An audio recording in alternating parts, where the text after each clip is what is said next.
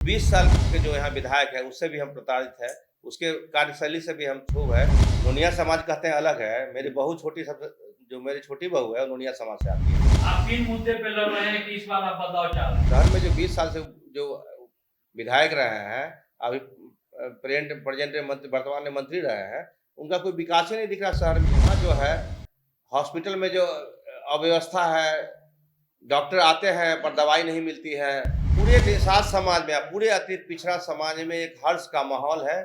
छठ महापर्व की खुशियां को दुगुना कर दिया गया है इस घोषणा। नाव छाप पर बटन दबाकर हमको भारी मतों से विजय बनाइए, परिवर्तन करना चाहिए। महागठबंधन में जात पात की राजनीति करके आगे बढ़ेगी? नहीं, कभी नहीं। महागठबंधन में कभी जात पात की राजनीति नहीं की। मुस्लिम समुदाय का वोटर बहुत चालाक है, वो दूसरे के वोट कटवा के चक्कर में नहीं पड़ेगा।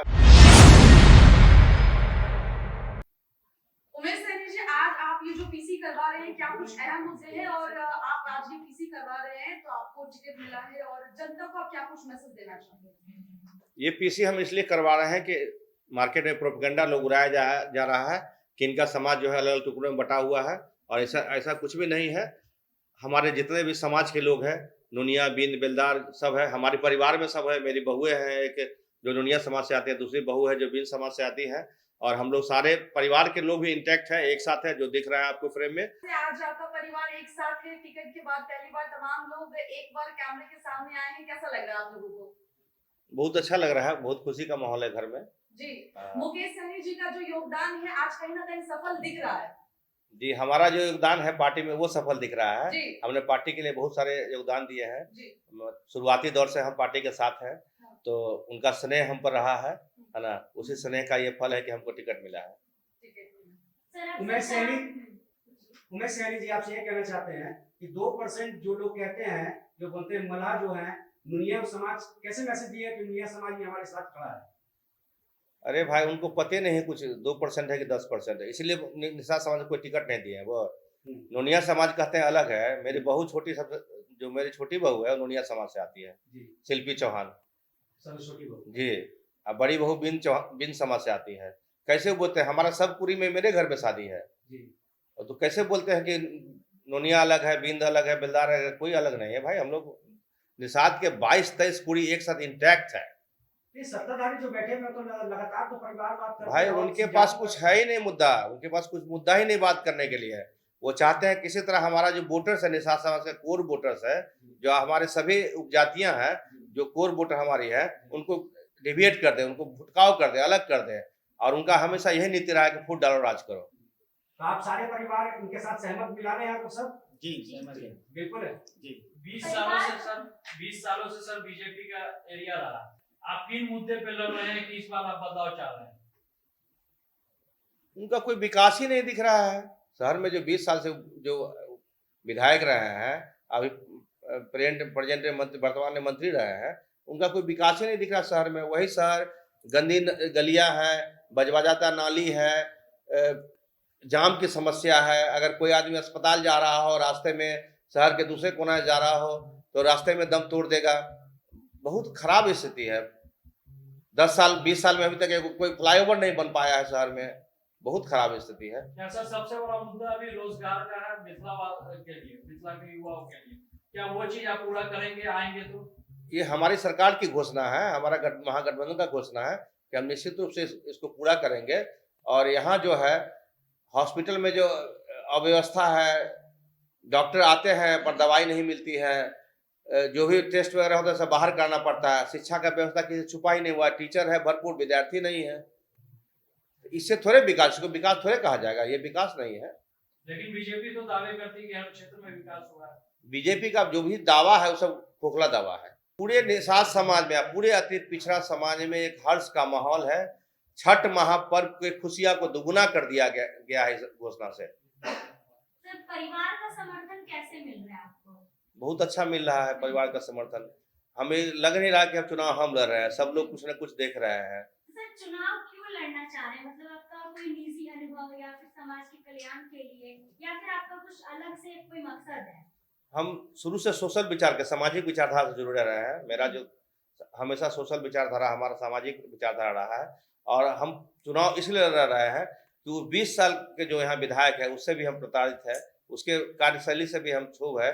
हम चाहते हैं बदलाव हो। सभी लोगों ने प्रयास करके देख लिया, हमारे महागठबंधन के दल ने प्रयास करके देख लिया, उसको नहीं बदल सका। और हमारा जो समीकरण है कि हम उसको बदल सकते हैं, अच्छा, क्योंकि अगर आप जीतते हैं तो आपका सबसे पहला काम क्या रहेगा ये जो विधानसभा क्षेत्र है यहाँ के लिए?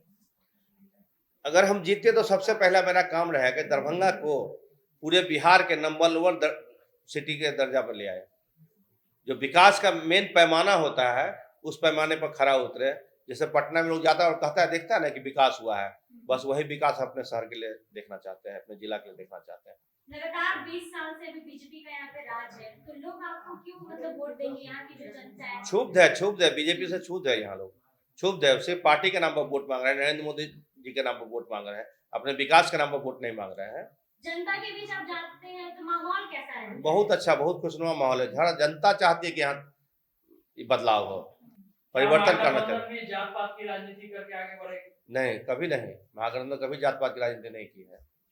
ये सब बीजेपी वालों का है चाल। वो लोग जात पात के फूट राज को लोग काम करते हैं।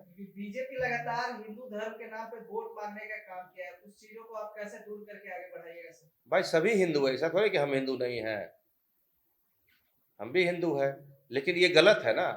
आप बीजेपी का मुद्दा आता है कि हम विकास के नाम पर काम वोट मांगे, और आ जाते हैं वोट मांगते मांगते धर्म के नाम वोट मांग लेते हैं। राम उनका भगवान, तो राम को तो हमने ही पार लगाया है ना। राम मेरा भी भगवान है। हम भी तो राम के नाम पर वोट मांगते हैं, हमने कभी नहीं मांगा राम के नाम पर। हम काम के नाम पर वोट मांगते हैं। तो फिर आज दलित समाज को मंदिर में जाने से क्यों रोका जाता है? ये तो बीजेपी बताएगी ना क्यों रोका जा रहा है। हम तो नहीं रोक रहे हैं, महागठबंधन के लोग तो नहीं रोक रहे हैं कहीं आप भी। सबका साथ सबका विकास लेके चलना चाहेंगे? जरूर जरूर, निश्चित रूप से। सबका एक मत होता है और सब लोग एक साथ लेकर चलते हैं। हमने देखा है ऐसा, हम जो क्षेत्र में जाते हैं तो हमने देखा है ऐसा। वो पार्शलिटी करते हैं। हमारे जो विधायक हैं, अब माननीय मंत्री जी हैं, वो पार्शलिटी करते हैं। वो सोचते हैं कि जहाँ हमारा वोट नहीं मिला हम उसका विकास करें ही नहीं। उस समाज को वो समाज जहाँ जिस जगह रहता है उसका नहीं विकास करे, और ऐसा ही देखने को मिला है।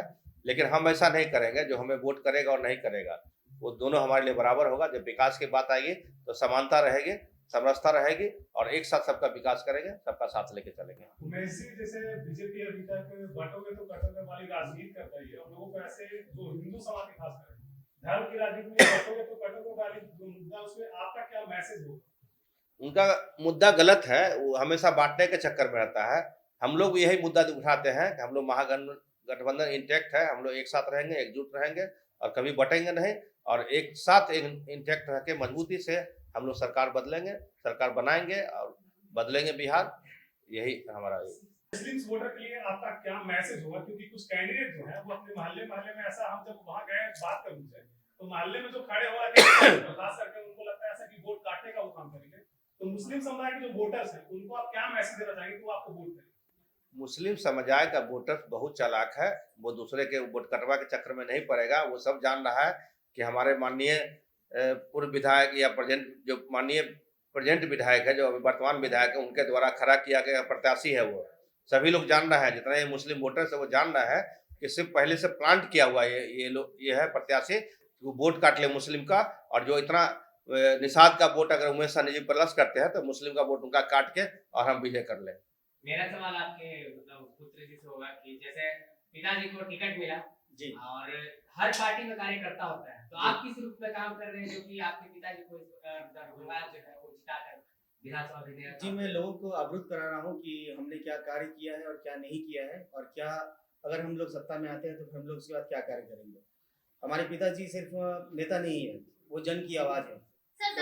उन्होंने गरीब, मजदूर और युवाओं के लिए बहुत सारे ऐसे काम किए हैं जिनका कि कोई भी मकसद ऐसा दूसरा पार्टी नहीं लगा सकता है। सिर्फ नेता नहीं है, ये जन की आवाज़ है। तो इस बार तो मैं यही कहना चाहूँगा कि ईमानदारी को वोट दीजिए।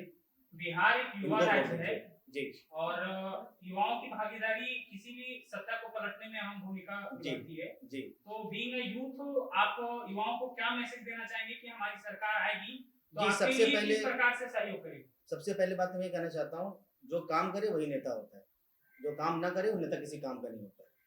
हमने अपने विजन में पहले लिख दिया कि हम जब आएंगे सत्ता में तो पहले हम रोजगार प्रदान करेंगे। और तो ये सबसे बड़ी चीज़ हो गई यूथ की प्रॉब्लम की।